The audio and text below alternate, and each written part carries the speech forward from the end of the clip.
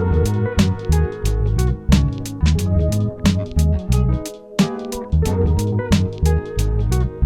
up guys, my name is Luke and welcome back to Motion and Design. Sorry that I missed last week, it's just been a little bit hectic on my side, but yeah, hopefully I'm going to be back to uploading weekly. So me and a friend, Burke Cronin, I will have his link in the description. We wanted to work on a project together and he sent me this really cool render by Marius Eder. He created this really cool grain simulation. It was using Houdini. And so yeah, we thought we would just give it a try and see if we could kind of remake it. And so yeah, we did a kind of remake, reimagining of it. And yeah, I thought I'd do a tutorial on how I made it. Yeah, shout out to Marius Eder. He is a very talented designer. Check out his work. I will put his Instagram in the bio. So yeah, go check it out and go support him. Sim Burke. So yeah, let's actually, before we get into it, if you're interested in this type of content, please consider liking and subscribing. I try to upload every Wednesday. And yeah, if you're interested in the project files, and the project files involve my other work and also some other tutorials, consider supporting me on Patreon. I've got a lot of tutorials on there and a lot of project files. So yeah, I hope you enjoy that. But yeah, let's get straight into this tutorial. So let's start out by grabbing a plane and just making it a little bit bigger. This is going to be our floor, and then let's grab a sphere. Let's just bring that above the floor, and let's give it about 60 segments. We also want to change the type from standard to isohedron. So the reason that we're doing that, if we have to press NB to like look at the lines, compared to standard, we're going to have parts like this where it's very like it's not even polygons all the way around, compared to isohedron over here where it is. And for simulations it is way better to have it where it's even.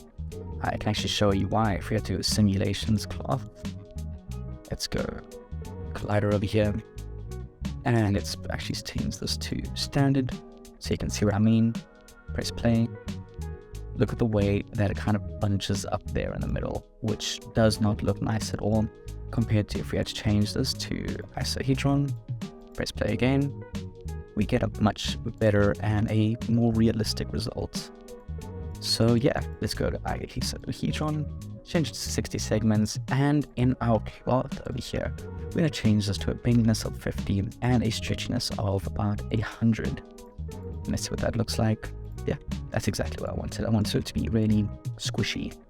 So one of the effects I did is that the balloon kind of balloons out. So there are two separate ways you can do it. There's the older method, which is the one that I used, which I thought gave a better result, or at least it was a result that I felt like I was looking for. But then the newer results is a little bit more closer to Marius Eder's render. I'll show you how we do that. So the first one I'll show you is just the way that I originally went about doing it. It's just by using the balloon effect. So let's go over here, turn on balloon, and let's set it to 0.1. So the reason we're going to set it to 0.1 is that if you set it to, well, you can't set it to 0, so let's put it to that. And if you just animate this turning on, it doesn't look very much nice, like here's a glitch. So if we just keep it at a really low number and animate that, let's go to frame 30. Got about 10 frames, set that to about 1, and let's bring it back down to 0.01. I might change it to 0.1, but let's see what that looks like. Yeah, let's set it to 0.1.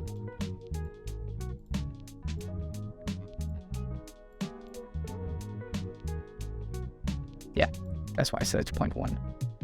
Let me just increase this a bit. And now we get this like really cool effect. I really liked it. They had kind of like bulged up in the beginning. I thought that gave a really cool effect, especially with what I was looking for, where it can kind of make the sand go flying. So that's the one way of doing it. The other method that you could use, let me just hide this below, and our cloth, and our balloon over here. Let's go add in a vertex map, and let's grab another sphere. Let's make that maybe like 25, should be fine. And let's just bring the sphere to the side over here. Let's turn off the ballooning over here and set it back to the same. and now it flops down like that. So in our vertex map over here, we can drag in the sphere. And if we have to look at Marius Eder's original render, you'll notice that there's certain parts of it that kind of balloon up. So it's like the left-hand side of the one thing or the right-hand side of the other. And so yeah, if you want an effect like that, where you have a little bit more control of where it balloons, I'd recommend using a vertex map. So we can drag in our sphere over here. You can drag in multiple of these. I mean, we can drag in another over here. You just need to set it to either max or add. Let's set it to add for now. And then what we can do is we can just animate it that it goes in certain places. I'm not going to do it too much just because I'm sure you guys can mess around with that. And then once that is done, in your cloth tag under balloon, let's put in our vertex map. And you get that beautiful results, just what we're looking for. I think the reason for that is the fact that it's like falling onto it instantly. So let's just animate it. So let's go up here. And over here, bring it all the way to the other side.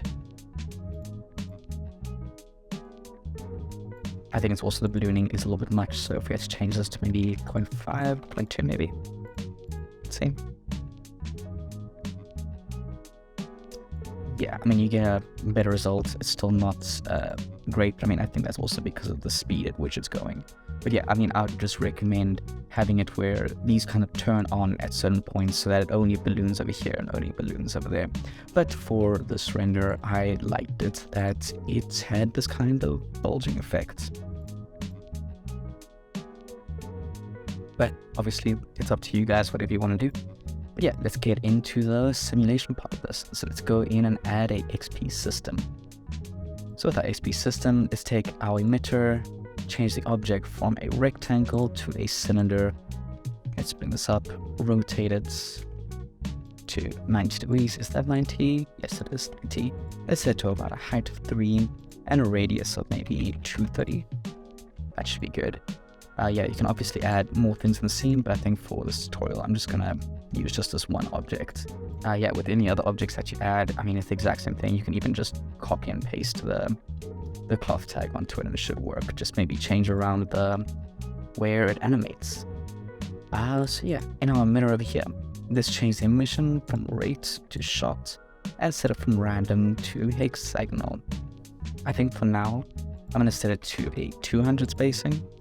And let's set this to a radius of 1 and a speed of 0.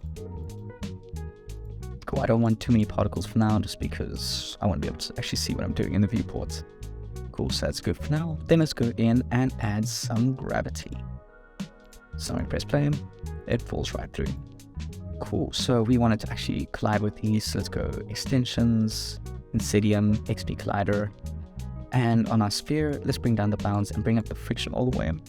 And let's copy that and paste it on our plane. And let's just bring down friction a bit and turn up the scatter just by a bit. Because I kind of want it to stick to this object, but I don't really, it's fine if it kind of moves along the floor. Cool, and if we have to press play, it works, but it's all shooting at the same time, which means there's going to be a bunch of particles within our sphere over here. So let's go into our emitter, go to emission, and change the shot time from 1. Let's change it to about 20. I also want to move over these balloon things, maybe to around like there. Cool, so it falls, and then those fall. And then yeah, that's the main reason I wanted the balloon to kind of pop up, because it gives this really nice like shooting effect, which I thought looked really cool. So yeah, it does look like rains, but at the same time, it doesn't look like rains. I mean, it's like sand, but I wanted a little bit more rough sand. Yeah, just so you guys know, I will be getting Nexus soon. I just need to wait for some payments to come in, and then I'll update my X particles and make sure that I get Nexus. It is just a little bit annoying because Nexus is the only thing I'm going to use from Insidium Fused, but unfortunately you have to pay for the whole package. It's a little bit annoying, but hey, such is life. But yeah, let's go in and make this actually feel like sand. So we can do that by adding in a XP fluid effects. You could use one of the other fluid things like Fluid Flip or Fluid PBD. I just really like Fluid Effects. I find it's really simple to use and you get some really cool results from it. Let's change the accuracy from fast to medium. I just found like I got a better result with medium. You can obviously change around the parameters, but for when I was trying to do the basic parameters over here, worked perfectly. So let's go and press play again. It's a little bit slower, but now it acts a lot more like sand, although it is sliding to the right for some reason. Is our plane flat? It is flat. But maybe it's because of the scatter up here. Let's see if that fixes the problem. It does fix our problem. Cool, so this is bunching up a little bit more and is giving us a better result. Cool, so you'll notice that in certain occasions that happens where the particles kind of go through the geometry and then pop out of it. So the reason for that is the fact that there's no thickness to our sphere. So let's go in and add a thicken. This is such an amazing little plugin that Maxon just introduced. It is so simple, but it helps so much with simulations. If you don't have the latest version of Cinema 4D, you can just use a cloth surface and add some thickness from there. But if you have the latest one, I'd highly recommend using the thicken, as it's really simple and easy to use. Cool, and let's only set it to a thickness of about 1 centimeter. That should be good.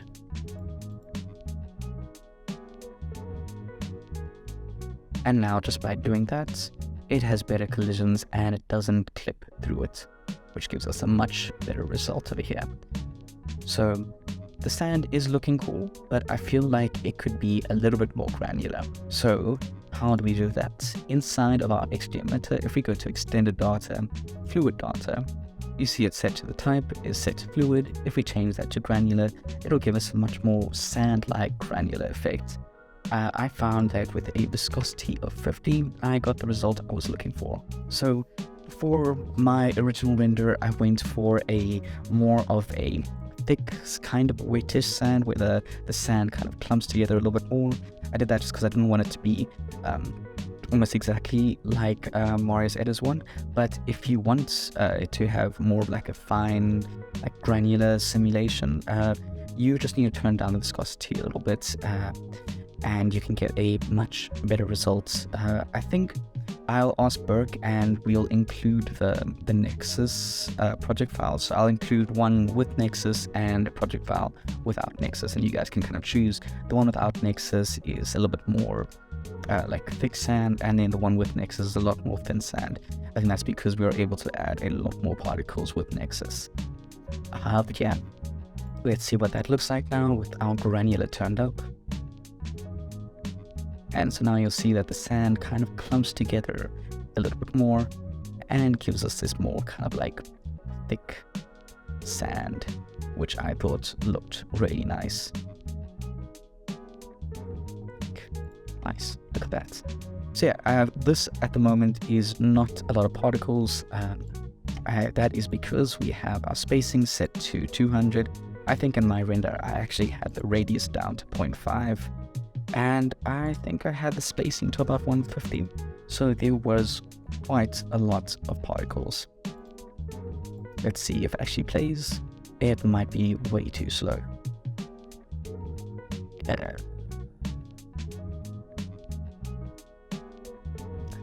Let's do it. I'll just speed this up in post.